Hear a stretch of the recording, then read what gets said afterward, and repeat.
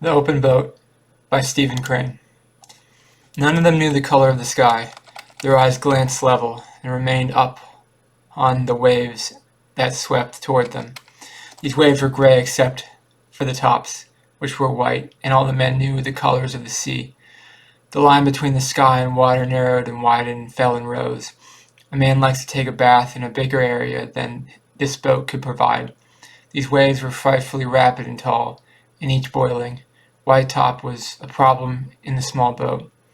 The cook sat in the bottom and looked with both eyes at the 6 inches of boat which separated him from the ocean. He had barred his fat arms as he worked to empty the water from the boat. Often he said, "God, that was a bad one," as he remarked it. He always looked towards the east over the rough sea. The oiler, guiding with one of the 2 oars in the boat, sometimes raised himself suddenly to keep away from the water being poured in. It was a thin little oar, and often seemed ready to break. The correspondent, pulling at the other oar, watched the waves and wondered why he was there. The hurt captain, lying in the front, was feeling defeat and despair. It was despair that comes, for a time at least, to even the bravest and most enduring when the business fails. The army loses, the ship goes down. The mind of the master of a vessel is rooted deep in his wood, whether he commands for a day or many. This captain had in his thoughts the firm impression of a scene in the grays of dawn, with 7 faces turned down in the sea, and later the remains of the ship washed by waves, going lower and lower down. Thereafter, there was something strange in his voice. Although steady, it was deep with grief, and of quality beyond speech or tears. "Keep her a little more south, Billy," said he. "A little more south, sir," said the oiler in the back. A seat in this boat was not unlike a seat upon a jumpy horse, and a horse is not much smaller. The boat was much like an animal. As each wave came and she rose for it, she seemed like a horse leaping over a high fence. The manner of her ride over these walls of water is a thing of mystery. Each wave required a new leap, a leap from the air. Then jumping and slipping and racing and dropping down, she steadied for the next threat. A particular danger of the sea is the fact that after successfully getting through one wave, you discover that there is another behind it. The next wave is just as nervously anxious and purposeful to overturn the boats. In a 10-foot boat, one can get a good idea of the great force of the sea. As each gray wall of water approached, it shut all else from the view of the men in the boat. It was not difficult to imagine that this particular wave was the final outburst of the ocean, the last effort of the determined water. The sun climbed steadily up the sky. The men knew it was broad day because the color of the sea changed from gray to green, and the white tops were like falling snow. From their low boat they could not see the sunrise. Only the color of the waves that rolled towards them told them that day was breaking. The oiler and the correspondent rowed the tiny boat, and that rowed they sat together in the same seat, and each rowed an oar. Then the oiler took both oars, then the correspondent took both oars, then the oiler, then the correspondent. They rowed and they rowed, the captain hesitating in the front. After the boat had climbed a great wave, said that he had been the light at Mosquito Inlet. After a while, the cook remarked that he had seen it. The correspondent at the oars. Then, and he too wished to look at the lighthouse, but his back was towards the far shore. The waves were important, but for some time he could not seize an opportunity to turn his head. But at last there came a wave more gentle than the others. When at the top of it, he hardly searched the western water with his eyes. "See it?" asked the captain. "No," said the correspondent slowly, "I didn't see anything." "Look again," said the captain. He pointed. "It's exactly in that direction." At the top of another wave, the correspondent did as he was told. This time his eyes found a small still thing on the edge of the moving ocean. It was exactly like the point of a pin. It took an anxious eye to find a lighthouse so tiny. Think I'll reach it, Captain? If this wind stays steady and the boat doesn't sink, we can't do much else, said the captain hopefully. Then he added, empty her, cook. All right, Captain, said the cheerful cook. It would be difficult to describe the secure bond between the men that was here established on the seas. No one said that was so. No one mentioned it, but it was on the boat, and each man felt it warm him. They were a captain, an oiler, a cook, and a correspondent, and they were friends in a more strangely iron-bound strength than may be ordinary. The hurt captain, lying against the water jar in the front, spoke always in a low voice and calmly. He could never command a more ready-to-obey ship's company than the other three in the boat. It was more than a mere recognition of what was best for their safety. There was surely in it a quality that was personal and heartfelt, and after this devotion to the commander of the boat, there was this oneness. The correspondent, who had been taught to be a hard judge of men, knew even at the time it was the best experience of his life, and no one said it was so. No one mentioned it. I wish we had a sail, remarked the captain. We might try my coat on the end of an oar. It would give you two boys a chance to rest.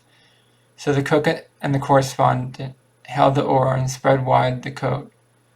Sometimes the oiler had to turn sharply to keep the sea from breaking the boat, but otherwise sailing was a success. The lighthouse had grown slowly larger. It now almost had color and appeared like a little gray shadow in the sky. The man holding high the oar could not be prevented from turning their heads quite often to glance at this little gray shadow. At last, from the top of each wave, the men in the rolling boat could see land, as the lighthouse was a shadow on the sky. This land seemed only a long black shadow on the sea. It certainly was thinner than paper. The wind slowly died away. The cook and the correspondent did not now have to labor to hold high the oar, but the waves continued pushing and turning and washing the boat. Slowly the land rose from the sea. From a black line it became a line of black and white, trees and sand. Finally the captain said he could see a house on the shore. They'll see us before long and come after us, said the cook. The distant lighthouse rose high. The keeper ought to be able to see us now, said the captain. None of those other boats could have reached shore to give word of our ship, said the oiler in a low voice, or the lifeboat would be out hunting for us. Slowly and beautifully the land came out of the sea. The wind came again. Finally a new sound struck the ears of the men in the boat. It was the low thunder of waves beating the shore. We'll never be able to reach the lighthouse now, said the captain. Swing her a little more north, Billy. A little more north, sir, said the other. So the little boat turned her nose once more and down the wind. All except the oarsmen watched the shore grow. Doubt and fear were leaving the minds of the men. The management of the boat still took most of their attention, but it could not prevent a quiet cheerfulness. In an hour, perhaps, they would be on the shore. The nearness of success shone in their eyes. Everyone took a drink of water. Cook, remarked the captain, there doesn't seem to be any sign of life about the house. No, replied the cook.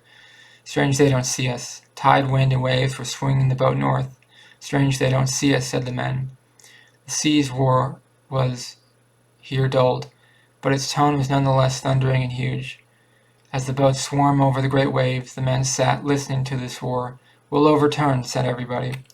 It is fair to say here that there was not a life-saving station within 20 miles of either direction, but the men did not know this fact, and so they made bitter remarks concerning the eyesight of the nation's lifesavers. 4 unhappy men sat in the boat and murmured, strange they don't see us. Their earlier lightheartedness had completely disappeared. To their sharpened minds it was easy to imagine all kinds of idleness and blindness, and indeed lack of courage. There was the shore of the land, and it was bitter, and bitter to them from it came no sign. The captain said at last, I suppose we'll have to make a try for ourselves. If we stay out here too long, none of us will have the strength to swim after the boat goes under. So the oiler, who was at the oars, turned the boat straight for the shore. There was a sudden tightening of muscles. There was some thinking. "If we don't get to shore," said the captain, if you don't get to shore, I suppose you fellows know where to send news of my finish." Then they briefly exchanged some addresses and instructions. As for the thoughts of the men, there was a great deal of anger in them. They might be summed up this way: "If I am going to lose my life to the sea, if I am going to lose my life to the sea, why was I allowed to come this far to see sand and trees? Was I brought here merely to have my nose dragged away, as I was about to taste the holy food of life? It is crazy, if this old fool woman, Fate, cannot do better than this. She should be forced from the management of men's fortunes. She is an old chicken who knows not her purposes. If she had decided to kill me, why did she not do it in the beginning and save me all the trouble? The whole affair is mad, but no, she cannot mean to kill me. She dare not, she cannot. After all this work, and then each man might have had the urge to shout at the clouds, 'Just kill me now, and then hear what I call you.'" The waves that came at this time were more fierce. They seemed always to break and roll over the little boat in a mass of boiling white and gray.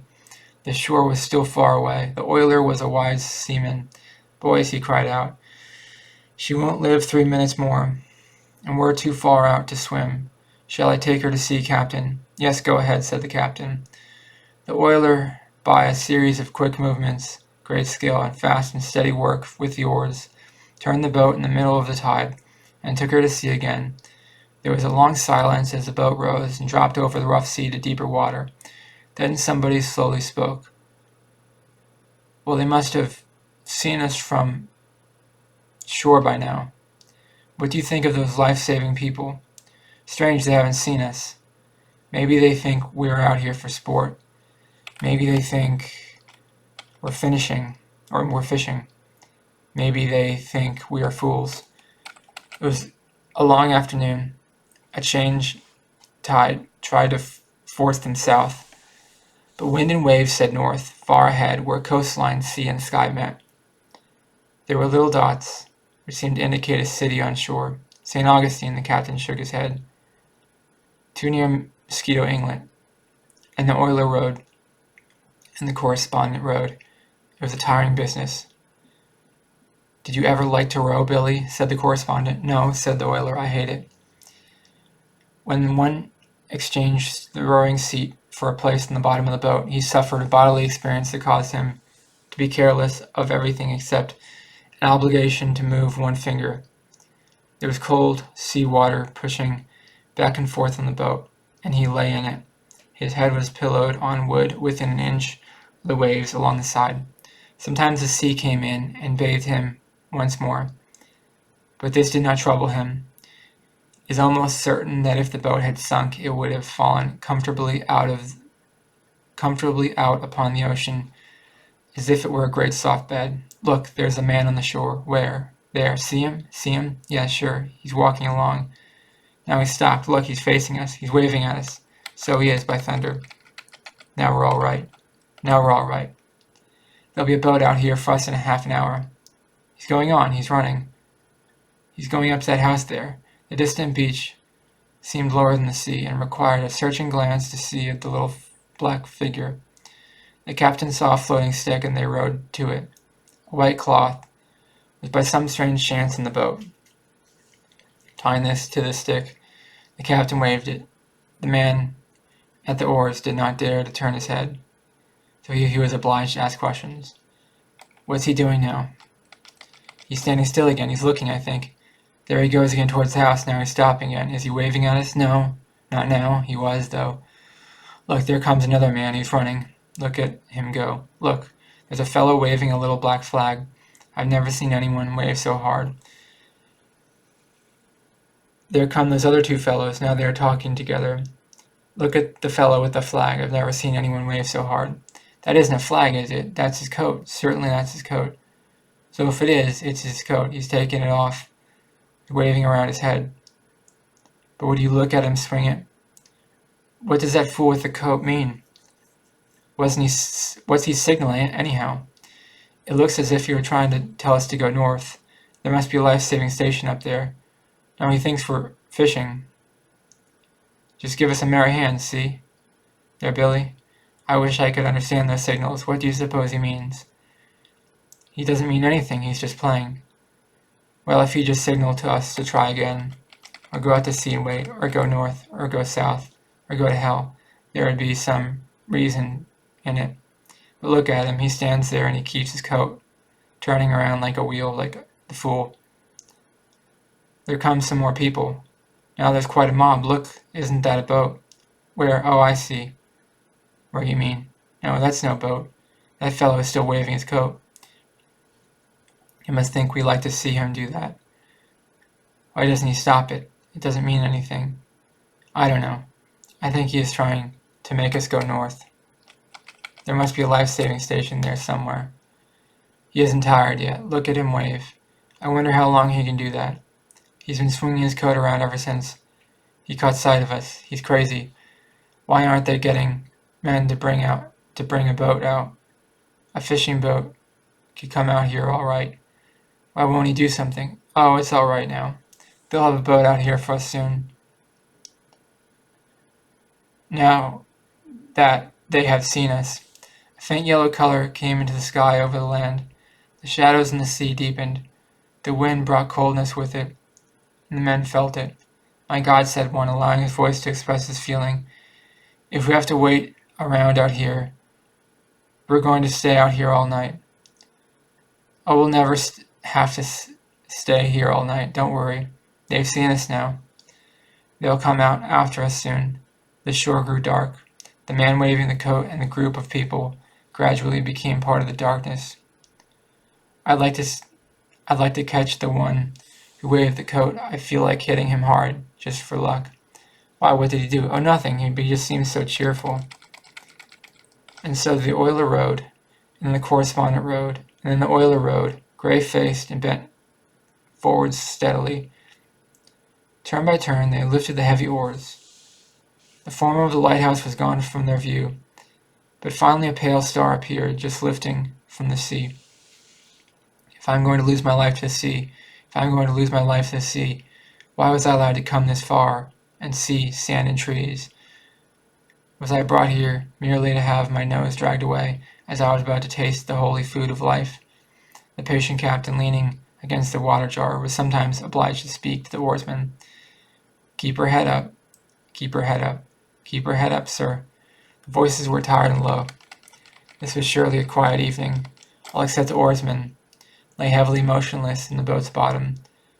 A night in the sea, an open boat, is a long night. As darkness fell, the shine of the light, lifting from the sea in the south, changed to full gold. In the north, a new light appeared, a small blue glow on the edge of the waters. These two lights were the furniture of the world. Otherwise, there was nothing but waves. The plan of the oiler, the correspondent, was for one of them to row until he was no longer able, and he would wake the other from his dead sleep in the bottom of the boat. The oiler worked the oars until his head dropped forward on the overpowering sleep-blinded man, and he rowed some more. Then he touched the man in the bottom of the boat and called his name.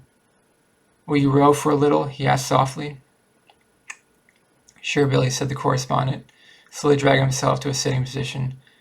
They exchanged places carefully, and the oiler, slipping down in the sea water at the cook's side, seemed to go to sleep instantly. Though the huge size of the waves had lessened, they still rolled the boat high. The man at the oars tried to keep her pointing into the waves so that she would not turn over. The black waves were silent and hard to see in darkness. Often one was almost upon the boat before the oarsman knew it. In a low voice, the correspondent spoke to the captain. He was not sure what the captain was awake, although the Iron Man seemed to always be awake. Captain, shall I keep her going forward toward the light north, sir? The same steady voice answered him. Yes, keep the light a little to the left. The correspondent, as he rowed, looked down at the other two men sleeping underfoot. The cook's arm was around the oilers' shoulders, and their scarce clothing and tired faces. They were the babies of the sea, a strange picture of two old babies. After a time it seemed that even the captain slept, and the correspondent thought that he was the only man afloat on all the ocean. The wind had a voice as it came over the waves, and it was sadder than death. If I'm going to lose my life at sea, if I'm going to lose my life at sea, why was I allowed to come this far and see sand and trees? During the long night, a man might decide that if it really was the purpose of the seven mad gods to kill him in spite of the awful cruelty of it. But it was certainly not justice to kill a man who had worked so hard. The man felt it would be a crime. Other people had died at sea since the beginning of ships, but still. Later the correspondent spoke into the bottom of the boat. Billy. There was a slow and gradual movement. Billy, would you row for a while? Sure, said the oiler. As soon as the correspondent touched the cold, comfortable sea water in the bottom of the boat and pressed close to the cook's side, he was deep in sleep in spite of the cold. The sleep was so good to him that it was but for a moment before he heard a voice call his name in the tone that showed great weakness. Will you row now? Sure, Billy. The light in the north had strangely disappeared, but the wide-awake captain told the correspondent how to go. Later in the night, they took the boat farther out to sea. The captain told the cook to take one oar at the rest and keep the boat facing the seas. This plan enabled the oiler and correspondent to rest together. We'll give those boys a chance to gather some strength, said the captain. They curled down and slept. Once more, the dead sleep. When the correspondent again opened his eyes, the sea and the sky were each of the gray color of dawn. Later, pink and gold light shone upon the waters. The morning appeared finally in splendid form, a sky of pure blue, and the sunlight flamed on the tips of the waves. In the distant sand were many little black houses, and a tall white windmill rose above them all. No man nor dog appeared on the beach. It might have been a deserted village. The voyagers searched the shore with their eyes. They considered their position. The captain said, If no help is coming, we might better try to reach the land right away. If we stay out here much longer, we'll be too weak to do anything for ourselves at all. The others silently agreed for this reasoning. The boat was going towards the beach. The correspondent wondered if anyone ever climbed the tall wind tower, and if, then, he ever looked at the sea. This tower was a giant standing with its back to the danger of small creatures. It represented to the correspondent the calm of nature against the struggles of the individual, nature in the wind, and nature in the sight of men. Nature did not seem cruel to him then, nor kind, nor dangerous, nor wise. But she was not interested, completely not interested. It is perhaps probable that a man in this situation, impressed with the lack of concern of the world, should see the many faults of his own life. They may rest badly in his mind, and he may wish for another chance. The difference between right and wrong seems all too clear to him, and he understands that if he were given another opportunity, he would improve his conduct and his words. Now, boys, said the captain, she's going to go under. All we can do now is take her in as far as possible, and then when she sinks, jump out, go towards the beach. Keep cool now, and don't jump until she goes under. The oiler took the oars. Captain, he said, I think I'd better keep her head to the seas and back her in. All right, Billy, said the captain, back her in. The oiler turned the boat then and seated to the rear, and took the correspondent and look over the shoulders to see the lonely and distant shore. The huge waves lifted the boat high. But we won't get in very close, said the captain. Each time a man could turn his attention from the sea, he glanced towards the shore. The expression of the eyes there was a remarkable quality. The correspondent, observing the others, knew that they were not afraid, but the full meaning of their glances was hidden. As for himself, He was too tired to fully understand the fact. He tried to force his mind into thinking of it, but the mind was a slave now to the muscles, and the muscles said they did not care. He merely thought that if he should die, it would be a shame. There were no hurried words, no apparent fears. The men simply looked at the shore. Now remember to get well away from the boat when you jump, said the captain. A wave suddenly fell with thundering roar. The water came rushing down upon the boat. Steady now, said the captain. The men were silent. They turned their eyes from the shore and waited. Then the next wave broke upon them. Rolling floods of white water caught the boat and whipped it around. Water came in from all sides. The little boat, dying under the weight of water, sank deeper into the sea. Empty her out, cook, empty her out, said the captain. All right, captain, said the cook. Now, boys, the next one will finish us, said the oiler. Remember to jump free of the boat.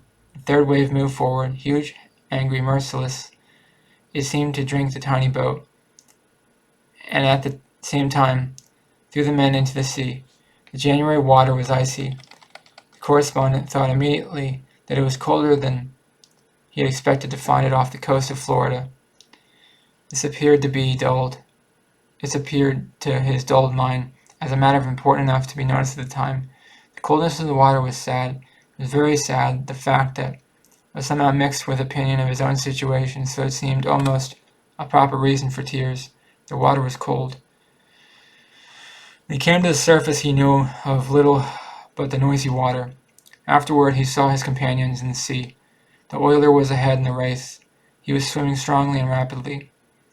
Off to the correspondent's left, Cook's great back appeared out the water. Behind him, the captain was hanging with his one unhurt hand to the overturned boat. There was a certain motionless quality to the shore, and the correspondent wondered that it could exist so near the awful sea. It seemed very desirable, but the correspondent knew it was a long journey, and he swam slowly. But he finally arrived at a place in the sea where travel was difficult. He did not stop swimming to consider that kind of current had caught him, but there his progress ceased. The shore was before him, and he looked at it and understood with his eyes each detail of it. And the cook paused much farther to the left. The captain was calling to him, "Turn over your back, cook. Turn over your back and use the oar." "All right, sir." The cook turned over his back and, using the oar, went ahead as if he were the boat himself. The boat also passed with the captain holding on the one hand. They passed nearer to the shore. The oiler, the cook, the captain, and following them went the water jar, sailing merrily over the sea. The correspondent remained in the grasp of the strange new enemy, a current. The shore, with its white sand and green trees, was spread like a picture before him. He thought, "I'm going to die. Can it be possible? Can it be possible? Can it be possible?" Perhaps an individual must consider his own death to be the final act of nature. But later, a wave pushed him out of this small deadly current, and he found suddenly that he could make progress towards the shore. Later still, he knew that the captain had his face turned towards him, and he was calling his name. "Come to the boat, come to the boat." In his struggle to reach the captain and the boat, he realized that when one gets tired beyond limit, death must be comfortable, an end of fighting, accompanied by a large sense of relief. After a while, he saw a man running along the shore. He was removing his clothes with most remarkable speed. Coat, trousers, shirt, everything came off him like magic. "Come to the boat," called the captain. "All right, captain." As the correspondent swam, he saw the captain stand on the floor of the ocean, leave the boat. And the correspondent performed his one bit of magic of the voyage. A large wave caught him and threw him with ease and speed completely over the boat and far beyond it. He was amazed by his own performance and by that of the marvelous sea. The correspondent arrived in water that reached only to his chest. But his condition did not enable him to stand for more than a moment. Each wave pushed him down again. Then he saw the running man come leaping into the water. He dragged ashore the cook and then went towards the captain. The captain motioned him away and sent him to the correspondent. The man gave a strong pull, a long drag, and a big push. The correspondent said, "Thanks, old man." But suddenly the man cried, "What's that?" He pointed a quick finger. The correspondent said, "Go." In the low water, face down, lay the oiler. His forehead touched sand that was sometimes between each wave, above the sea. When the correspondent did not know all that had happened afterward. When he reached safe ground, he fell, striking the sand with each part of his body. It was as if he had dropped from a roof. It seemed that instantly the beach was crowded with men, bringing blankets and clothes, and with women carrying coffee. The welcome of the land to the sea was warm and generous, but a quiet and wet shape was carried up the beach, and the land's welcome for it could only be the different and silent one of the grave. When night came, the white waves rolled back and forth in the moonlight. The wind broke and the sound of the giant sea's voice to the men on the shore, and they felt that they couldn't then understand. Let me read that again. When the night came, the white waves rolled back and forth in the moonlight, and the wind brought the sound of the giant sea's voice to the men on the shore, and they felt that they could then understand. That was Open Boat by Stephen Crane. I thought it was okay. Wait, I should usually wait 12 seconds before I give my opinion. Sorry.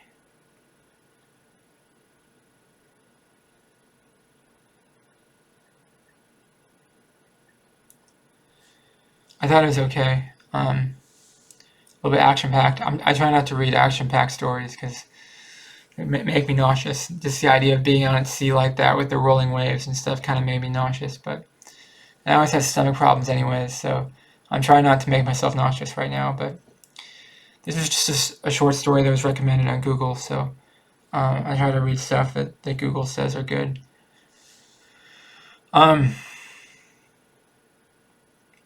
See, I thought it was a good story. I thought it was a good story. It wasn't that great though. I'm just kind of tired right now, so I'm not going to say a lot. But I liked it. But I kind of like the slower stories right now. They're more relaxing, more peaceful. It was kind of stressful. I thought it was kind of stressful. All the were they going to survive or not? And I guess they survived at the end, but I don't totally understand it because I have really poor reading comprehension skills. Let me know in the comments below what did you think of The Open Boat by Stephen Crane.